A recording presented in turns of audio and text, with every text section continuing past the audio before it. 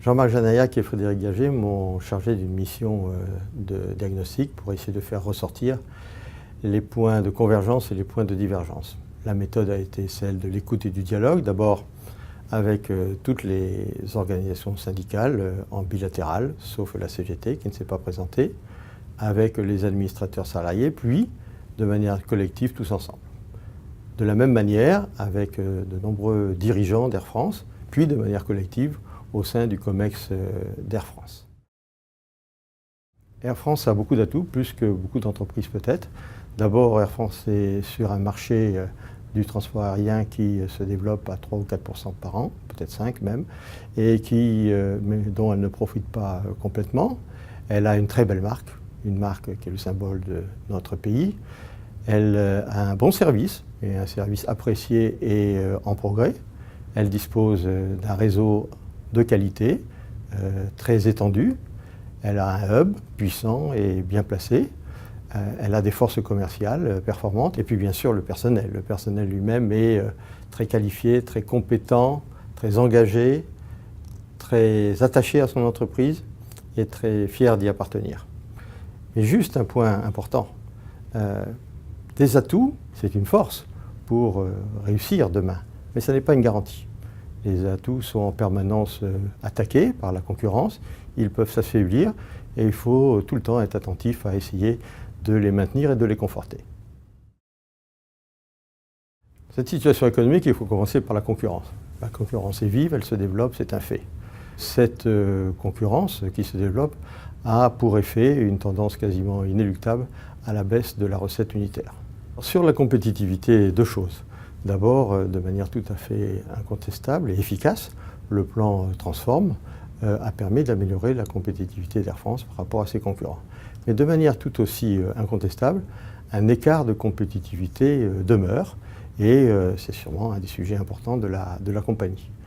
Sur la situation financière d'Air France est difficile, je pense que c'est aussi un fait établi, malgré une recapitalisation, malgré la cession d'actifs, malgré des résultats 2015 de qualité, la situation actif net, les fonds propres sont négatifs.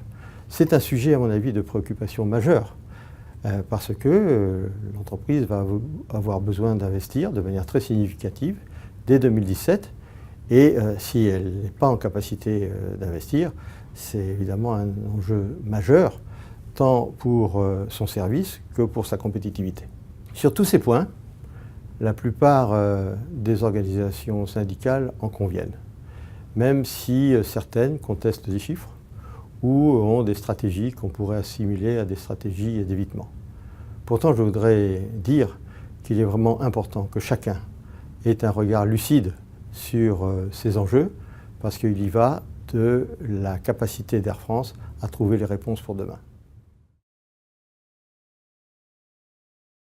J'ai été frappé par un climat de défiance.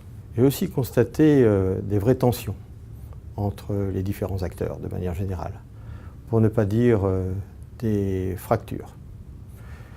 Et je dois dire que dans une entreprise où il y a des problèmes comme ça de cohésion et de confiance, il est très difficile de construire l'avenir. Enfin, j'ai été marqué aussi par le fait qu'il y a un vrai constat d'une organisation lourde, d'un processus de décision lent et une demande pour une évolution vers une organisation plus simple, plus réactive, avec un apport de sang neuf et d'idées nouvelles. Rien ne sera possible si Air France ne retrouve pas confiance et cohésion. Et pour ça, un certain nombre de points me paraissent importants. D'abord, clarifier les réponses à quelques interrogations fortes dans l'entreprise qui, si elles ne sont pas clarifiées, peuvent freiner le développement et l'évolution d'Air France.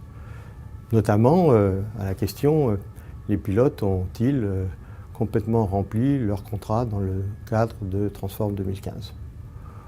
Ou alors, dans le cadre de la balance production entre Air France et KLM, l'écart croissant constaté est-il une politique commerciale délibérée ou est-il la conséquence d'écarts de compétitivité entre les deux entreprises? Ou encore, parce qu'il y a beaucoup d'interrogations sur Transavia, sur Hop, quel est véritablement le positionnement par rapport à Air France? Quelle est la stratégie? Quels sont les objectifs? Résoudre rapidement un certain nombre de points qui perdurent, comme les irritants, comme les poches de déproductivité, comme un fonctionnement en silo, pas assez transversal, etc. Il serait vraiment utile que l'État et Air France s'engagent dans une politique contractuelle sur plusieurs années qui permettrait en parallèle à l'État, progressivement, de créer les conditions d'une entreprise Air France à armes égales avec ses concurrents, et pour Air France, toujours en parallèle, de poursuivre sa politique d'amélioration de la compétitivité, avec pour résultat au bout du compte, une société Air France qui serait aussi, voire plus compétitive que ses pairs. Direction et organisation syndicale doivent ensemble faire de la confiance leur boussole partagée. Cela passe par un regard lucide sur les enjeux et les difficultés de l'entreprise. Cela passe par le respect des engagements. Cela passe par un dialogue ouvert et constructif avec la volonté d'aboutir. Pour résumer, je dirais que le statu quo pour Air France n'est pas une réponse, n'est pas une solution. Il faut que Trust Together, qui est très attendu, avec un peu de scepticisme, propose une vision partagée, une vision ambitieuse, mais réaliste et sans donner de faux espoirs, une vision construite sur un langage de vérité, une vision qui soit telle que les hommes et les femmes de l'entreprise d'Air France y adhèrent.